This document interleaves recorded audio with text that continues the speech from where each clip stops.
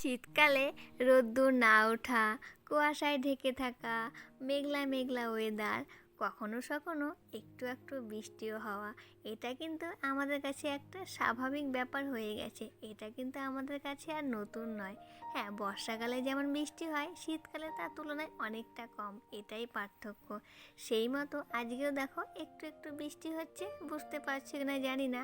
তো তাহলে চলো আজকের ব্লগটা শুরু করি। নমস্কার, আমি শম্পা। কেমন আছো সবাই? আশা করছি সবাই খুব ভালো আছো এবং সুস্থ আছো, আর আমরাও বেশ ভালো আছি। আমার আর একটা নতুন ব্লগে তোমাদের সবাইকে স্বাগত জানাই, আর সম্পূর্ণ ব্লগটা দেখার অনুরোধ রইল। আশা করছি ব্লগটি তোমাদের ভালো লাগবে। আর এখন সময় হলো সকাল 11:30, আর এখন থেকে শুরু করছি তোমাদেরকে সঙ্গে নিয়ে আজকের ব্লগটা। ছোটোবেলায় আমার মাকে দেখতাম, আমার মা আজকে কি রান্না করবে আগের দিন রাত্রিরেই সেটা ভেবে রাখতো। এরকম অনেক কাজ আছে মা করতো, সেটা এখন বুঝতে পারছি যে এই কাজগুলো বেশ ভালো। তো সেই মতো মায়ের কিছু কিছু গুণ আমার মধ্যেও রয়ে গেছে, মানে আছে। আমিও কালকে রাত্রে ভেবেছিলাম আজকে একটু বাজারে যাব, আজকে কি রান্না করব সেটা ভেবে রেখেছিলাম। কিন্তু সকালে ঘুম থেকে উঠেই বাইরের দিকে তাকিয়ে মনটা আর চাইলো না। প্রথমে দেখি বেশ ভালোই কুয়াশা পড়েছে, তো ভাবলাম হয়তো পরে বেলার দিকে একটু রোদ্দুর উঠবে। তারপরে দেখি রোদ্দুর ওঠেনি, আরও মেঘলা হয়ে আছে। তারপরে দেখি ঝিরিঝিরি একটু বৃষ্টিও পড়ছে। সব মিলিয়ে মিশিয়ে আজকে আর বাজারে যাওয়া হলো না। ওই যে পরশুদিন একটা ফুলকপি এনেছিলাম, পরশুদিন বাজারে গেছিলাম, তখন সঙ্গে কড়াইশুঁটি এনেছিলাম, বেগুনও এনেছিলাম। তো ভাবলাম তাহলে চলো আজকে ফুলকপি, আলু, কড়াইশুঁটি সমস্ত কিছু দিয়ে একটু তরকারি করা যাক। আর এই তরকারিটা না আমার হাজব্যান্ড বেশ ভালোই পছন্দ করে, ওর জন্য আমারও ভালো লাগে। আর সঙ্গে একটু করছি বেগুন ভাজা।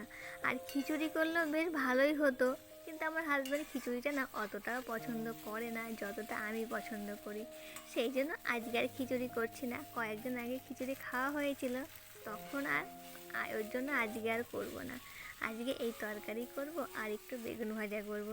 দেখো, তোমাদের সঙ্গে কথা বলতে বলতে আমি রান্নাটা বেশ অনেকটাই হয়ে আসছে। মশলাগুলো কষানো হয়ে গেছে, ফুলকপি ভেজে রেখেছিলাম, আলু ভেজেছিলাম, সমস্ত কিছুই দিয়ে এখন ঝোলটা দিয়ে বসিয়ে দিচ্ছি। এখন চলো বেগুনটা ভালো করে ধুয়ে নুন হলুদ দিয়ে মেখে রাখি। আগের থেকে মেখে রাখলে ভালো হয়, ভাজতে বেশি সময় লাগে না এবং নরমও হয় এবং সুস্বাদুও হয়। ওই জন্যই বেগুনটা ভালো করে ধুয়ে নিয়ে তারপরে কেটে নেব। আর জানো তো আজকের বেগুনটা বেশ ভালো ছিল, একটাও বীজ হয়নি। কি সুন্দর ছিল বেগুনটা জানো। কিন্তু হ্যাঁ, গোটা বেগুনটা আজকে খাবো না, আজকে 5 পিচের মতো করব, আর বাদবাকিটা রয়ে যাবে। আমার হাজব্যান্ড বেগুন ভাজা খুব একটা পছন্দ করে না। ও ও সবজি বলতে ওই আলু, পটল, ফুলকপি, এই 2-4টে সবজি খায়। আর এই দেখো রান্না করতে করতে কেমন বৃষ্টি আরম্ভ হয়ে গেছে। বর্ষাকালে যেমন বৃষ্টি হয় ঠিক সেরকম বৃষ্টি দেখো।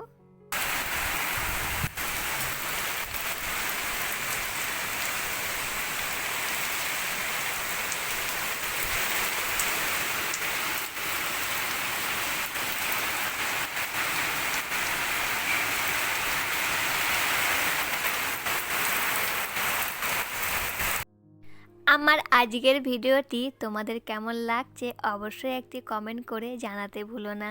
যদি ভালো লেগে থাকে তাহলে প্লিজ একটি লাইক করো, আর যদি আমার পরিবারে আজই নতুন এসেছো তাহলে এখনই সাবস্ক্রাইব করে আমার এই ছোট্ট পরিবারের সদস্য হয়ে থেকে যেও।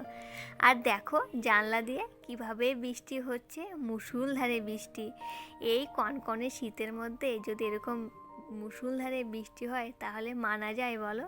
গরমকালে হলে কোনো অসুবিধা হয় না, শীতকালে মানতে ভীষণ কষ্ট হয়। আর এই দুপুরবেলা এরকম বৃষ্টি হওয়াটা একদম উচিত না, কারণ এখন সবাই কাজে কর্মে ব্যস্ত, সবাই বাড়ির বাইরে, আর সবার গায়ে কম বেশি সোয়েটার, চাদর এগুলো আছে। আর এগুলো ভিজে গেলে আরও ঠান্ডাটা বেশি লাগবে। রাতে হলে সবাই বাড়িতে থাকে, ঘরে থাকে, অতটা অসুবিধা হয় না, তাই না? কি বৃষ্টি দেখো, মুষলধারে বৃষ্টি।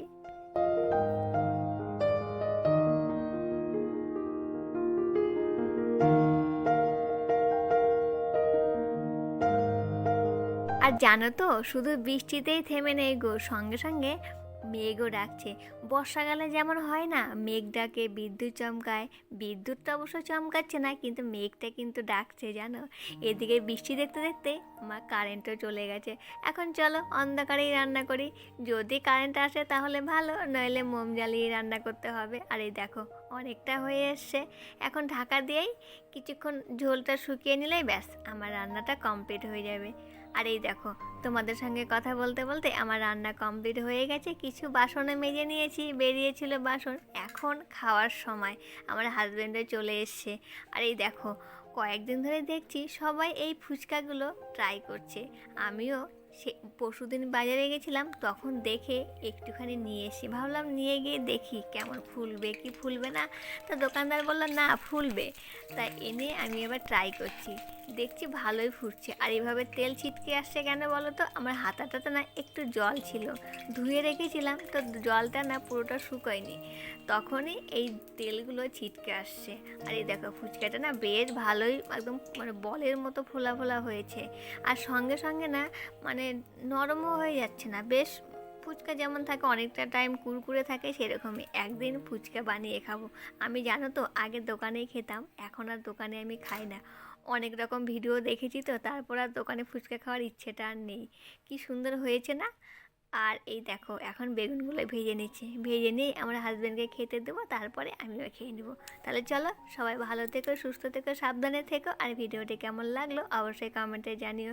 ভালো লাগলে একটা লাইক করে দিও। আর আজ তবে আসি, আবার দেখা হবে কাল ঠিক দুপুর 1:45।